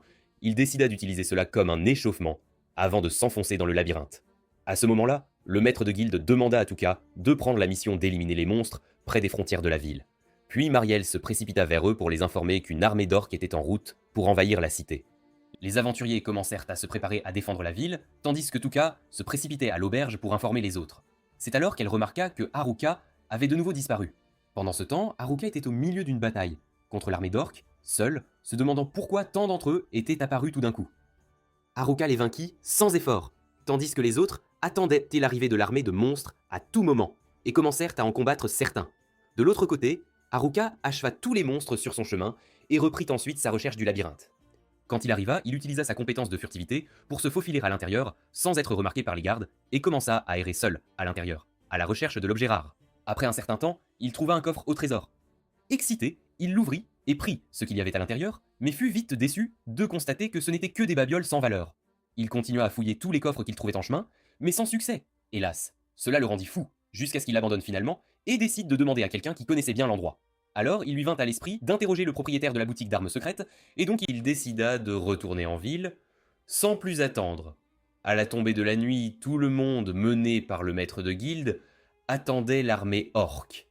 Mais ils remarquèrent que les monstres tardaient à apparaître. J lui expliqua que la ville était sous la menace d'une invasion. On leur avait donné de après que les villages voisins eurent été attaqués, quand Haruka revint en ville. Quand elle lui demanda où il avait bien pu être depuis le matin, il se sentit nerveux et resta silencieux. Ils avaient allumé colère contre lui, car il les avait délibérément inquiétés. Les aventuriers lui demandèrent ensuite s'il avait rencontré des monstres sur son chemin, et il leur répondit qu'il les avait tous anéantis, tout seul, sans aide. Cela les choqua énormément, et il finit par être sévèrement battu par les filles pour s'être imprudemment jeté dans le danger, comme à son habitude. Plus tard, tout le monde se réunit à l'intérieur de la guilde, et Marielle le remercia, en tant que fille du seigneur, d'avoir défendu la ville contre ces monstres. Il reçut également les éloges du maître de guilde, qui le prévint de ne plus agir de manière aussi imprudente, car ils avaient constaté une augmentation des monstres ces derniers temps, ce qui les amenait à s'attendre à une guerre imminente entre l'armée des monstres et les humains. Haruka fut contraint de leur promettre qu'il ne serait plus aussi téméraire qu'il l'avait été ce jour-là. De retour dans sa chambre, il réfléchit au nombre de personnes qui le surveillaient, désormais, ce qui fit s'estomper peu à peu son rêve de mener une vie solitaire et tranquille. Il pensa qu'il devait trouver l'objet rare le plus rapidement possible, sans tarder. Le 27e jour, il se rendit chez le propriétaire de la boutique d'armes. Quand l'homme le vit, il demanda à Haruka de le laisser tranquille et lui dit qu'il n'avait rien à lui vendre de toute façon, absolument rien.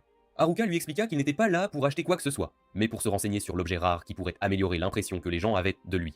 Le propriétaire de la boutique lui révéla que l'objet qu'il cherchait était l'anneau de phéromone, qui se trouverait quelque part dans le labyrinthe, bien que personne n'ait jamais atteint cet endroit auparavant.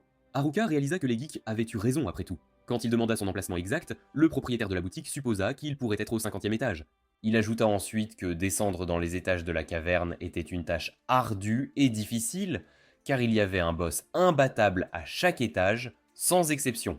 Il conseilla à Haruka d'en acheter au marché plein de nombreuses potions de guérison. Le groupe de geeks, s'il avait l'intention d'explorer le labyrinthe, ils retournèrent ensuite auprès des filles à l'auberge et leur dirent qu'ils cherchaient l'anneau de phéromone, ce qui leur fit craindre qu'une catastrophe ne se produise s'ils le trouvaient un jour. Touka décida de l'arrêter coûte que coûte, et les autres furent d'accord avec elle. Alors qu'Haruka profitait de son temps à errer seul, tranquillement, il fut surpris de voir tout le monde apparaître soudainement, sans le moindre avertissement. Quand il leur dit que ce n'était pas leur jour d'entraînement, Touka l'interrogea sur son désir d'explorer le labyrinthe pour obtenir l'anneau de phéromone. Il tenta d'inventer un mensonge pour le nier, bien sûr, lui disant qu'il cherchait un anneau qui lui permettrait de communiquer avec les animaux, mais aucun d'entre eux ne le crut, pas un seul. Alors il décida de s'enfuir vers le labyrinthe, tout le monde le poursuivant à l'intérieur, ignorant les avertissements des gardes. Hiruka pensa que les choses empireraient s'il trouvait l'anneau avant lui, alors il se précipita en avant pour le chercher, sans attendre. Quand Touka le prévint de ne pas se jeter imprudemment dans le labyrinthe, il lui répondit qu'il avait de la chance. Une chance folle. Avant qu'il n'ait fini sa phrase, il tomba dans un piège, malheureusement, qui le fit plonger dans un abîme sans fond. Touka tenta de le sauver et tendit la main vers lui, mais il ne parvint pas à l'attraper et continua de tomber un bon moment avant de décider d'utiliser la magie de la terre pour amortir sa chute. Quand il réussit à éviter la mort, il réalisa qu'il avait atteint le dernier étage du labyrinthe. Enfin, il remarqua un chemin étrange devant lui et pensa que, puisque c'était l'étage où résidait le boss du labyrinthe, il devrait utiliser sa compétence marche aérienne pour remonter au premier étage sans difficulté. Mais il finit par tomber à nouveau, n'ayant d'autre choix que de trouver une autre sortie, une nouvelle. Quand il vérifia ses statistiques, il vit qu'il avait acquis la utilisant les deux compétence pour examiner les conscience spatiale, il ne trouva aucun piège, en plus de la absolument compétence mais il détection de découvrit pièges, qu'il était tombé ce qui au était 100e une bonne étage, chose. ce qui était plus bas que l'étage le plus bas connu du labyrinthe. Il se sentit frustré, car cela signifiait qu'il pourrait devoir affronter un boss plus fort que celui du 100e étage, hélas. Alors qu'il errait à travers les chemins, il trouva une porte d'apparence suspecte. Quand il l'ouvrit, il fut choqué par l'aura magique maléfique qui entourait l'endroit. Il vit alors un squelette encapuchonné l'attendre, immobile. Quand il utilisa la compétence d'évaluation pour l'identifier, il fut stupéfait. C'était l'empereur du labyrinthe, de niveau 100. Pendant ce temps, les autres le cherchaient à travers tous les étages. Quand ils atteignirent le 47e étage, ils trouvèrent une porte de téléportation. Les filles pensèrent qu'il pourrait l'utiliser pour remonter, bien sûr, mais Tatsuya suggéra qu'il avait peut-être grimpé normalement sans connaître l'existence de telles portes. Harumi tenta de les rassurer, disant qu'il était confiant qu'Haruka trouverait un moyen de s'en sortir, d'une manière ou d'une autre, mais Tatsuya craignait qu'il ne soit tombé au niveau le plus bas, là où résidait l'empereur du labyrinthe, le monstre le plus puissant du labyrinthe, dont la simple présence renforçait les autres, hélas. Nagisa rassembla son courage et dit à tout le monde qu'il devait rendre l'appareil à Haruka, en le sauvant, tout comme il les avait sauvés auparavant, peu importe la difficulté des choses. Cela donna confiance à tout le monde, et ils décidèrent de s'unir pour aider leur ami, coûte que coûte. De l'autre côté, Haruka fut choqué de voir toutes les statistiques de l'empereur au maximum, avec la plupart de ses compétences inconnues, et bien qu'il réalisât qu'il possédait une puissance inégalée, il décida de ne pas battre en retraite et de l'affronter. Il tenta d'abord d'utiliser sa vitesse pour le prendre en embuscade par derrière, mais fut stupéfait quand il bloqua son coup après avoir localisé sa position et s'être tourné pour lui faire face. Réalisant qu'il était encore plus rapide que lui, il tenta une attaque directe en utilisant ses compétences artificielles, mais en vain, hélas. Il comprit que pour le vaincre, il devait trouver un moyen de surmonter sa vitesse écrasante, absolument. Après plusieurs jours, Marielle entra dans le bureau de son père, le Seigneur, et remarqua des nuages sombres tourbillonnant autour du labyrinthe, de manière inquiétante. Elle lui dit qu'elle sentait qu'ils étaient sur le point d'affronter quelque chose de bien plus grand que l'armée orque Karuka avait combattu. Il lui demanda d'envoyer un télégramme à la guilde des aventuriers afin qu'il soit prêt à toute éventualité. Pendant ce temps, Haruka combattait toujours l'empereur du labyrinthe seul, essayant tous les moyens possibles pour surmonter sa vitesse, mais ses tentatives ne suffisaient pas à lui porter le moindre coup. Alors qu'il se déplaçait à sa vitesse maximale, esquivant l'empereur avec agilité, il faillit réussir à planter son épée dans son corps, de justesse, mais heureusement, l'empereur l'évita, grâce à ses lentilles qui avaient acquis de nouvelles compétences très utiles. Alors Haruka décida de ne pas baisser sa garde et d'attaquer au lieu de rester sur la défensive, résolument. Les heures passèrent, et Haruka fut surpris de ressentir du plaisir, même s'il luttait pour rester en vie contre l'empereur, une sensation étrange. Au fil du temps, sa force diminua, il ne pouvait plus suivre le rythme, hélas, et il sentit qu'il pourrait perdre connaissance à tout moment. Vraiment. L'empereur du labyrinthe s'approcha lentement de lui. Haruka remarqua qu'il était différent de tout monstre qu'il avait combattu auparavant, car il ne semblait pas avoir l'intention de le tuer, ou du moins il croyait qu'il pouvait le tuer quand il le voulait, à sa guise. Haruka se força à continuer d'attaquer, sans relâche, et quand il eut la chance de frapper par derrière, il fut choqué quand l'empereur pointa son épée directement sur son cou. Pourtant, il ne l'acheva pas comme prévu, ce qui était étrange. Hiruka devina que quelqu'un le contrôlait et le forçait à combattre, sans aucun doute. Hiruka fut surpris quand il vit une lumière brillante émaner de son bâton, qui commença à absorber l'obscurité à l'intérieur de l'empereur, lentement mais sûrement. Il décida de s'approcher et de continuer à combattre afin qu'il absorbe autant d'obscurité que possible, vraiment. Quand toute l'obscurité eut été absorbée, l'empereur cessa complètement de combattre. Haruka réalisa qu'il avait voulu mourir de la souffrance de l'obscurité. C'est pourquoi il ne l'avait pas tué, pour lui donner la chance d'y mettre fin, une bonne fois pour toutes. Quand l'empereur laissa tomber son épée, l'aura de ténèbres commença à l'entourer de nouveau. Haruka décida de mettre fin à sa souffrance d'un seul coup, un coup fatal, mais quelque chose en lui l'empêcha de le tuer. Étrangement. Au lieu de cela, il le serra fort dans ses bras, et il s'avéra que derrière ce squelette se cachait une jeune fille en pleurs. Haruka réalisa que l'empereur du labyrinthe avait passé un temps incalculable ici, seul, vraiment. Soudain, Haruka acquit la compétence de domptage et plaça l'empereur sous son contrôle, totalement. Embarrassé, il lui dit qu'il avait accidentellement utilisé une nouvelle compétence sur elle et ne savait pas comment l'annuler. Mais le bon côté des choses était qu'il l'avait libérée des ténèbres, pour de bon.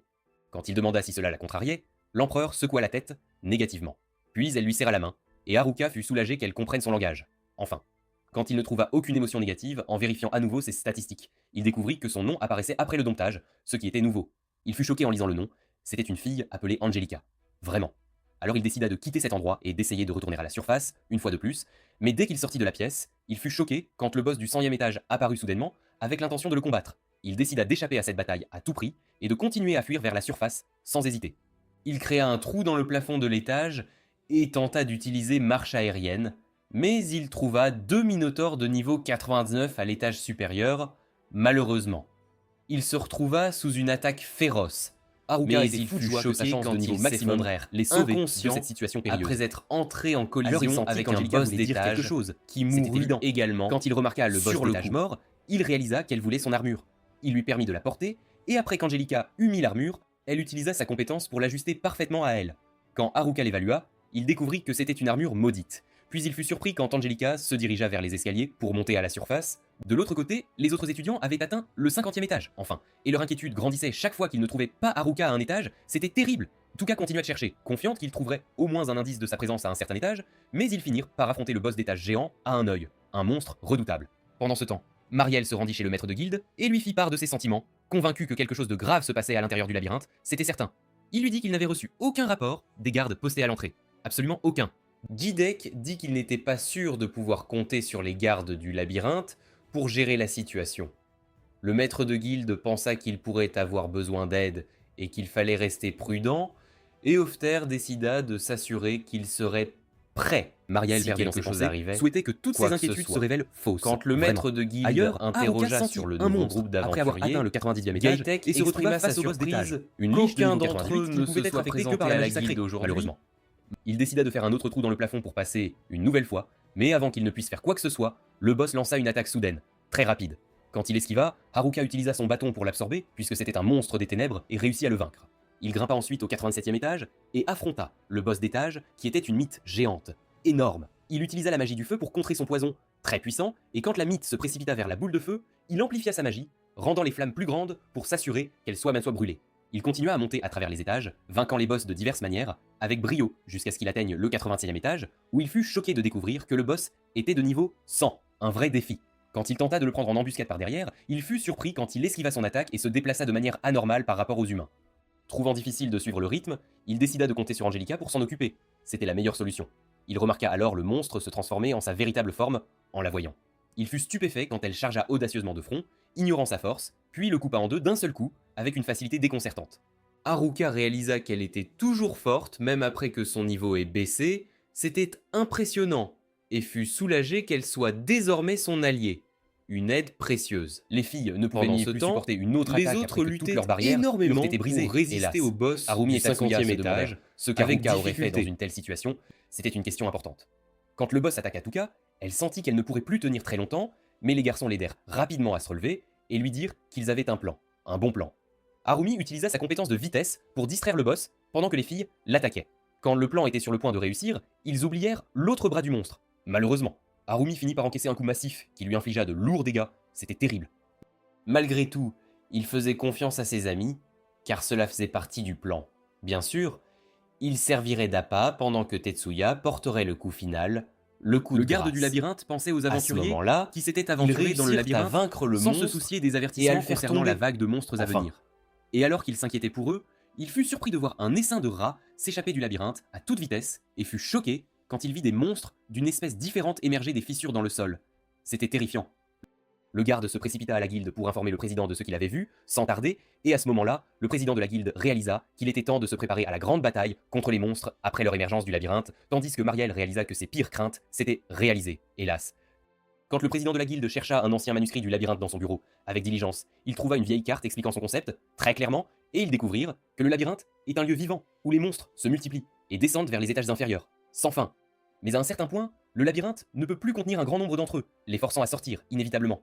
Selon le manuscrit, le labyrinthe meurt lorsque le maître du labyrinthe, à l'étage le plus bas, est vaincu. Et à ce moment-là, tous les monstres à l'intérieur disparaissent, pour toujours. Hofter et Gaitek se sentirent frustrés par la difficulté de cette tâche. Vraiment, tandis que Marielle pensait que le seul capable de le faire était Haruka, sans aucun doute. Soudain, ils commencèrent à ressentir un violent tremblement, et le président réalisa que les monstres approchaient de la ville, dangereusement. Il ordonna l'évacuation des civils vers les abris, avant qu'ils ne paniquent, absolument, et ordonna à Gaitek d'envoyer leurs forces à la porte principale pour repousser les monstres. Ailleurs, Haruka atteignit le 85e étage, et fut surpris de trouver des monstres griffons à l'intérieur. C'était inattendu. Il pensa à essayer de les attirer pour qu'ils mangent du poisson mélangé à du poison paralysant, très efficace, et réussit à les piéger et à les empêcher de voler, ce qui était une victoire.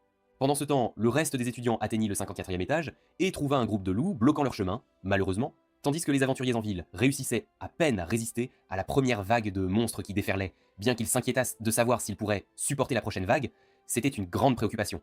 Quand ils se souvinrent que les nouveaux aventuriers étaient toujours à l'intérieur du labyrinthe, ils réalisèrent qu'ils pourraient devoir affronter le maître du labyrinthe. C'était une évidence. Le président de la guilde pensa qu'Haruka pourrait le vaincre d'une manière ou d'une autre, et souhaita qu'il y ait un moyen de lui dire que c'était le seul espoir d'arrêter les vagues de monstres, absolument. À ce moment-là, tout le monde regarda Marielle qui se sentit troublée et refusa de risquer sa vie en tentant de s'aventurer seule dans le labyrinthe. Alors le président décida qu'Optar l'accompagnerait afin qu'elle ne se perde pas à l'intérieur toute seule, bien sûr. Et alors elle prit confiance et décida d'y aller afin de sauver la ville, coûte que coûte. Pendant ce temps, Haruka atteignit le 81e étage et se retrouva devant une cascade d'origine inconnue. C'était étrange. Il pensa que ces conditions n'étaient pas propices pour qu'il combatte librement, sans entrave, puis fut surpris quand des monstres aquatiques, sous forme de poissons, lui sautèrent sans dessus. Mais Angelica les bloqua facilement, sans effort.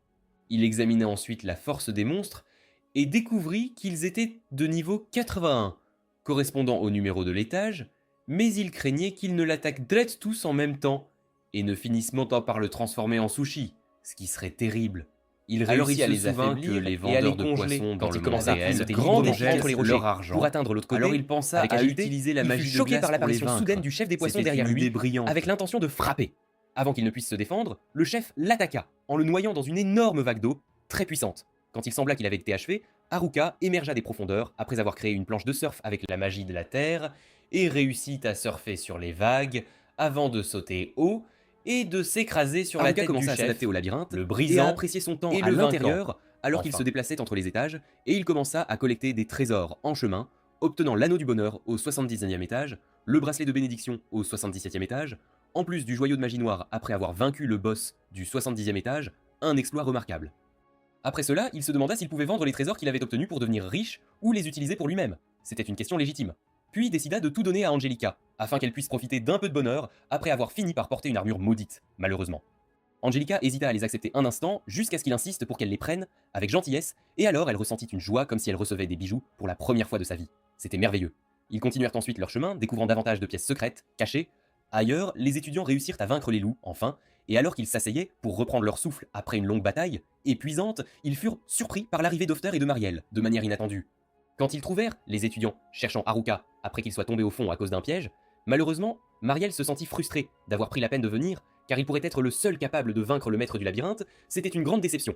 De l'autre côté, Haruka se retrouva dans une situation difficile, après avoir découvert que le 74e étage était l'étage de feu, et qu'il devait le traverser pour atteindre l'autre côté. Mais la bonne chose était qu'il savait que le sol était piégé grâce à sa compétence. Il commença à souffrir de la chaleur. Alors Angelica lui suggéra de faire une pause un moment quand elle remarqua un endroit sans feu, un havre de paix, et à ce moment-là, il pensa à un moyen d'améliorer sa résistance à la chaleur. Alors il lui vint à l'esprit d'utiliser la magie du vent pour libérer une brise, et bientôt il ressentit un soulagement quand ses poumons se remplirent de plus d'oxygène, enfin.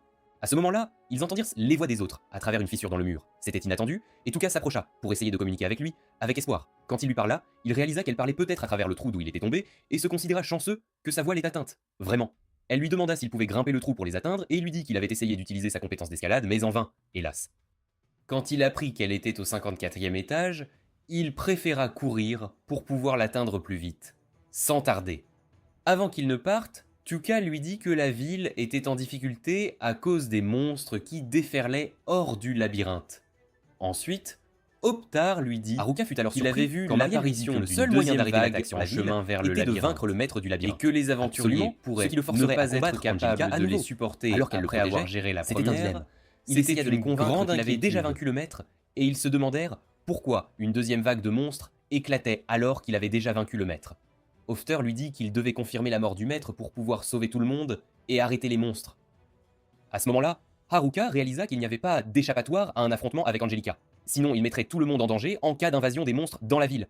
Mais il hésita à le faire, car elle avait été enfermée seule dans le labyrinthe pendant une longue période et était contrôlée par les forces du mal. et il ne voulait pas lui causer davantage de souffrance, il fut donc obligé de leur dire qu'il n'avait pas encore tué le maître et commença à penser à un moyen de la sauver et de protéger la ville, en même temps. Puis une bonne idée lui vint, et il leur dit qu'il serait capable d'arrêter la survenue des monstres d'une manière ou d'une autre. À ce moment-là, elle décida de lui faire confiance et demanda à Marielle de faire de même. En même temps, Haruka jura de sauver tout le monde et de libérer Angelica. Les aventuriers faisaient de leur mieux pour repousser l'armée de monstres en route vers la ville, mais le problème réside dans leur nombre croissant. Même ainsi, le maître des guildes ordonna de stopper les monstres à tout prix et de remplir leur devoir d'aventurier jusqu'à ce que Marielle reçoive de l'aide des nouveaux aventuriers. Les aventuriers gardèrent leur confiance et continuèrent à combattre, espérant que la bousculade finirait bientôt. En même temps, Haruka s'approcha d'Angelica et lui dit qu'ils devaient se presser et partir avant que les flammes ne s'intensifient. Puis ils se déplacèrent rapidement entre les étages afin qu'ils puissent rattraper ses compagnons, et Haruka réalisa qu'il avait beaucoup d'objets uniques, bien qu'il n'ait pas trouvé l'anneau phéromonal. Après un certain temps, Angelica lui demanda de prendre une pause, il lui dit qu'il savait qu'il poussait trop fort, mais qu'il ne pouvait pas s'arrêter maintenant. Ils continuèrent à gravir les étages jusqu'à atteindre le sol de la forêt, le 69e étage. Tandis qu'ils s'exploraient, un oiseau apparut devant eux avec la capacité de les paralyser par ses attaques. Quand il attaqua par ses yeux, il lui dit que sa capacité ne fonctionnerait pas sur lui, mais avant de terminer sa phrase, il soudain s'affaissa. Débordé de force, il réalisa qu'il souffrait d'une telle fatigue qu'elle l'empêchait d'utiliser ses pouvoirs. Il finit par être porté par Angelica, qui lui dit de se reposer tandis qu'elle continuait à marcher avec lui. En même temps, les étudiants étaient en difficulté, après l'apparition d'un monstre géant comme une sphinge, mais avec la tête d'un chien. Quand il attaqua, Tuka esquiva et fut surpris que tellement un monstre puissant est apparu quand ils étaient si près de Haruka. Haruomi tenta de lui infliger des dommages de toutes les manières possibles, mais ses tentatives échouèrent en raison de sa capacité de récupération.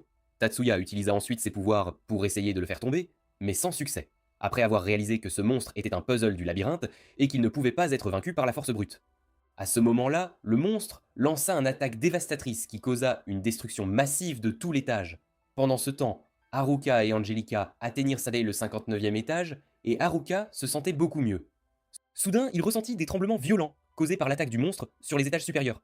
Tuka pensa qu'il s'agissait de la chose la plus forte et la plus difficile qu'ils aient été à rencontrer jusqu'à présent, et ils se sentirent désespérés à l'idée de la vaincre car elle était immunisée contre les attaques physiques et magiques.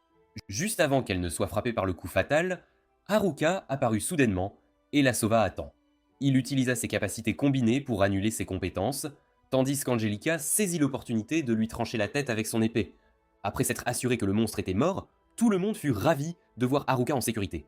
Haruka lui dit que tout le monde l'attendait de retour. Lorsqu'elle lui demanda de parler d'Angelica, il se sentit gêné de lui dire la vérité. Soudainement, le sol s'effondra sous eux, mais ils réussirent à revenir à la surface en sautant sur des rochers. Il leur dit ensuite qu'il allait bien et qu'il avait acquis de nombreuses compétences depuis qu'il était descendu au fond, mais dès qu'il s'approcha d'eux, le sol s'effondra à nouveau et il faillit tomber, parce qu'il ne s'y attendait pas. Cette fois-ci, cependant, Tuka attrapa sa main et lui dit qu'elle ne le laisserait jamais partir. Haruka réalisa qu'il ne pourrait plus l'échapper. Après qu'ils l'aident à grimper à nouveau, ils furent surpris de voir une armée entière de monstres de tous les types se diriger vers l'issue, après avoir réalisé que c'était la vague finale de la bousculade qui pouvait détruire la ville. Haruka leur dit alors son plan pour l'arrêter et indiqua que Angelica était la clé de tout ce qui se trouvait à l'intérieur du labyrinthe. Ils décidèrent sympa de prendre un raccourci vers la surface via une porte de téléportation, mais Haruka fut surpris qu'il n'en ait pas trouvé sur son chemin vers le haut. Sur leur chemin vers la porte, Tuka se demanda comment il avait réussi à vaincre autant de monstres puissants. Il lui dit qu'en dépit de sa nature introvertie, il avait une chance de réussir dans ce monde avec un peu de chance, et qu'il ne serait pas arrivé là sans les moyens conventionnels.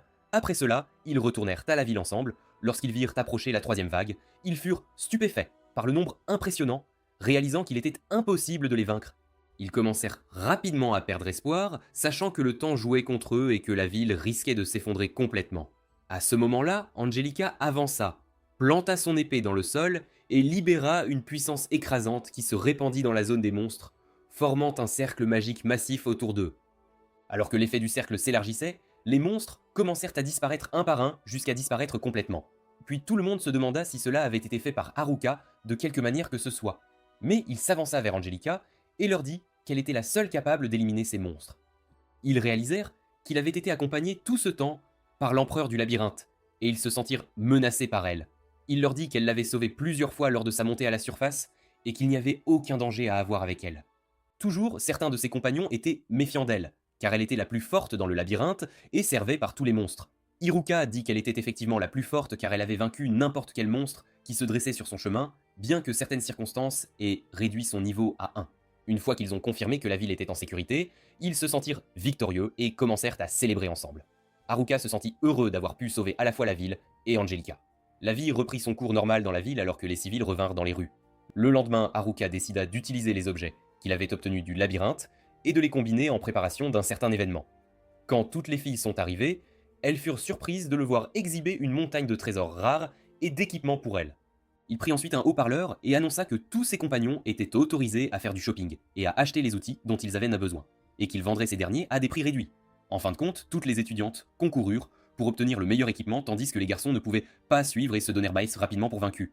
Donc, il décida de leur donner l'équipement qu'il avait réservé pour lui-même afin qu'elles ne partent pas les mains vides. Après s'être assuré que chacun avait le meilleur équipement, il commença à penser à Angelica, qui restait isolée des autres car elle avait passé beaucoup de sa vie seule dans le labyrinthe. Il pensa à essayer de commencer une conversation avec elle, mais le problème était qu'il était introverti, pas bon pour parler, et incertain de savoir si elle était du genre sociable. Il continuait à se demander si elle s'intégrerait bien dans la ville. Haruka profitait de son temps à collecter l'argent qu'il avait gagné en vendant de l'équipement à ses compagnons, jusqu'à ce que Touka l'approche, il cachait rapidement l'argent et trouva qu'elle le remerciait pour les équipements rares qu'il avait rassemblés. Puis elle se mit curieuse et lui demanda de parler d'Angelica. Il lui dit qu'elle était juste une squelette qu'il pouvait compter sur. Elle se demanda si elle avait utilisé l'anneau phéromonal sur elle pour la rendre son alliée, mais il répondit qu'il n'avait pas trouvé l'anneau dans le labyrinthe. Elle fut surprise quand il lui dit qu'il avait dompté le squelette par accident grâce à la compétence de soumission. Touka ne pouvait pas croire qu'il avait dompté l'empereur du labyrinthe. Quand elle lui demanda pourquoi ou comment, son silence la fit penser qu'il cachait quelque chose. Elle s'approcha alors d'Angelica pour lui parler en privé. Tandis que Haruka espérait que Angelica s'intégrerait bien avec les autres, Angelica s'assit devant toutes les filles qui étaient impatientes de connaître plus d'elle. Tout ce qu'elle pouvait faire était de répondre à leurs questions par des gestes. Elle leur dit qu'elle était une fille comme elle, âgée de 17 ans, ce qui les rendit excitées à l'idée de la voir avec elle. Touka s'approcha d'elle et lui demanda de leur raconter plus en détail. Elle pensa à comment Angelica avait été piégée dans l'obscurité du plus profond du labyrinthe pendant si longtemps jusqu'à ce que Haruka la sauve, car il l'avait libérée de sa malédiction et ne lui avait pas permis de mourir. Touka ressentit le désir de l'aider à surmonter toute expérience négative qu'elle avait traversée. Après cela, les filles l'emmenèrent d'eau prendre un bain pour se détendre un peu. Touka voulut l'aider à retirer son armure, et quand elle retira ses chaussettes, elles furent surprises de voir qu'elle avait des jambes normales, car selon la description, elle devait être un squelette. La curiosité de Touka grandit, et quand Angelica retira complètement ses vêtements, elles furent stupéfaites de voir une belle blonde, pas seulement un squelette. En même temps, Haruka était dans sa chambre, pensant que même s'il n'avait pas trouvé l'anneau phéromonal, il avait réussi à leveler et à développer ses compétences au-delà de ce qu'il avait prévu, ainsi que de nouvelles compétences. Il décida qu'il devait devenir plus fort pour pouvoir combattre seul, car il ne serait pas arrivé à stopper la catastrophe des monstres sans ses compagnons et Angelica. Il se sentit que c'était le bon moment de retourner dans la forêt et de vivre seul comme auparavant. Le lendemain, lorsque Haruka quitta sa chambre, Touka se sentit nerveuse en le voyant, car elle ne savait toujours pas la vérité sur Angelica, tandis qu'elle-même ne pouvait pas croire ce qu'elle avait vu le jour précédent. Il lui dit qu'il retournerait dans la forêt pour gérer certaines affaires importantes. Elle lui permit de partir à condition qu'il revienne à l'auberge d'ici la fin de la journée. Haruka pensa que Angelica semblait s'intégrer bien avec les filles, mais ce n'était pas une bonne idée de la laisser seule dans la ville. Il suggéra qu'elle l'accompagne dans la forêt, et quand elle accepta, Touka fut choquée par l'idée qu'ils y aillent seuls. Bien qu'elle craignît que son secret ne soit révélé à Haruka, elle se demanda pourquoi elle s'en inquiétait autant, comme si elle était jalouse, mais elle feignit le contraire, et lui dit de traiter Angelica avec gentillesse. Lorsqu'ils arrivèrent dans la forêt, Haruka se sentit nostalgique en voyant la lumière du soleil briller à travers les arbres. Il commença alors à utiliser ses compétences pour atteindre sa maison préférée et demanda à Angelica de le suivre. Alors qu'il se déplaçait rapidement dans les zones, il fut surpris de tomber du sommet d'une colline. Il utilisa sa compétence pour amortir son atterrissage sur ses pieds et réalisa que ses compétences fonctionnaient bien. Après cela, il atteignit sa maison préférée et alla se détendre dans sa baignoire, se sentant heureux d'être de retour chez lui. Lorsqu'il entendit Angelica entrer dans la baignoire, il proposa qu'elle vienne partager avec lui, pensant qu'elle était juste un squelette et qu'il ne serait pas attiré par elle, mais il fut surpris de voir une blonde nue debout devant lui. Haruka paniqua, pensant qu'un étranger avait intrusivement pénétré chez lui. Il ne la reconnut pas et commença à chercher Angelica dans les environs, jusqu'à ce qu'il la trouve rougir et signaler qu'elle était Angelica. Il termina rapidement sa baignoire et la prit de côté pour discuter. Il commença à lui poser des questions nerveusement, tandis qu'elle rougissait. Lorsqu'il lui demanda de lui raconter ce qui s'était passé avant qu'il la rencontre, Elle commença à lui décrire avec des gestes comment elle était devenue squelette dans le labyrinthe. Il réalisa qu'elle avait déjà été transformée en empereur squelette du labyrinthe, se déplaçant par son esprit, mais quand elle avait porté l'armure, cela avait restauré son corps pour activer sa malédiction, ce qui avait ramené sa forme originale. Puis, lorsqu'il enleva le bracelet béni qu'il lui avait donné, cela a levé la malédiction qu'il avait liée dans l'armure, les autres objets rares qu'il lui avait donnés fournissant la force vitale qu'elle avait perdue depuis longtemps. Elle lui dit ensuite qu'il avait été la raison pour laquelle elle était revenue à la vie, en lui donnant les objets qu'il avait rassemblés, et elle se sentait reconnaissante envers lui. Il lui dit qu'elle n'était plus un monstre et pouvait maintenant faire ce qu'elle voulait librement, même si elle ne voulait pas rester avec lui. Angelica refusa de partir et se jeta dans ses bras. Il réalisa qu'elle voulait rester avec quelqu'un. Après avoir vécu seul pendant si longtemps, il caressa sa tête et décida de la laisser rester avec lui pour un moment. Il pensa à une façon de la faire sourire et suggéra de lui raconter une histoire amusante. Quand elle accepta, il se sentit excité et commença à lui raconter son histoire jusqu'à ce qu'elle s'endorme. Il raconta intentionnellement sa vie dans le monde réel pour qu'elle ne se sente pas comme la seule à souffrir de solitude. Après plusieurs jours, Haruka entraînait pour leveler avec son aide. Un jour, il voulut tester ses progrès en duel avec elle. Il pensa qu'il pourrait surmonter sa vitesse en utilisant sa compétence, mais elle put le suivre et tenter de frapper avec son épée. Il trouva que ses statistiques et sa force n'avaient pas beaucoup augmenté, mais décida de ne pas abandonner et de mettre plus d'efforts pour devenir plus fort. Cependant, il tomba au sol après que Angelica lui ait porté un coup douloureux sur la tête. Il lui dit qu'il lui avait gracieusement enseigné l'utilisation de la compétence de téléportation et promit qu'un jour, il serait plus fort qu'elle. Puis ils allèrent pêcher ensemble pour leur déjeuner. Lorsqu'ils rentrèrent chez eux, il lui apprit à cuisiner le poisson et l'encouragea. Après le dîner, Haruka se sentit fatigué, car il avait mangé plus que d'habitude. Soudain, Angelica le tira vers la chambre, lui demanda de s'asseoir sur le lit, et quand elle vint derrière lui et commença à masser son corps, il réalisa qu'elle voulait lui donner un massage, comme sa façon de lui montrer sa gratitude. Tandis qu'elle le massait, Haruka se sentit détendue, et lui dit qu'elle était douée. De ses expressions faciales, il remarqua qu'elle voulait expérimenter de nombreuses activités supplémentaires. Alors il pensa qu'il devrait s'asseoir dehors un moment et contempler les étoiles. Quand ils s'assirent, sur un banc dehors, il lui demanda de venir plus près. Il remarqua qu'elle ne connaissait que la façon de combattre, et son visage s'empourpra quand il caressa sa tête et lui remercia pour le temps qu'ils avaient le passé ensemble. Elle se sentit comme si elle voulait exprimer ses sentiments mais ne pouvait pas. Il lui dit qu'il comprenait l'effort qu'elle faisait pour grandir, il pensa qu'il était temps pour elle de faire son premier grand pas et suggéra qu'il retournerait à la ville le lendemain. Le lendemain suivant, ils retournèrent auprès des filles, dans la ville. Lorsque les autres les virent, Wakana se rendit compte qu'ils avaient passé du temps ensemble récemment. Elles toutes réalisèrent que Haruka et Angelica tenaient la main tout le long du chemin, ce qui les embarrassa. Les filles entourèrent Angelica et commencèrent à lui demander ce qu'elle avait fait depuis qu'elle était partie avec Haruka, tandis que Haruka dit à Tuka qu'il comptait désormais sur elle concernant Angelica. Puis Harumi lui attrapa le cou et lui dit de ne plus se considérer comme introverti après avoir sorti Angelica en date en tenant sa main. Puis Angelica quitta le groupe et s'avança vers lui. Il lui dit de continuer à discuter avec les autres, tandis qu'il allait faire une petite promenade. Soudain, elle réussit à parler pour la première fois. Il se tourna vers elle et vit qu'elle rougissait en remerciant Haruka pour ce qu'il avait fait pour elle avant de retourner auprès des filles. À ce moment-là, Haruka réalisa qu'après être venu dans ce monde, il avait appris que tout le monde avait ses propres problèmes. D'une manière ou d'une autre, les gens se sentent mal à l'aise et inquiets autour d'autrui, mais au fond d'eux-mêmes, ils se sentent aussi seuls. Tout le monde était isolé de certaines manières, mais cela ne signifiait pas qu'ils étaient vraiment seuls. Pour cette raison, il décida de continuer à explorer ce monde seul.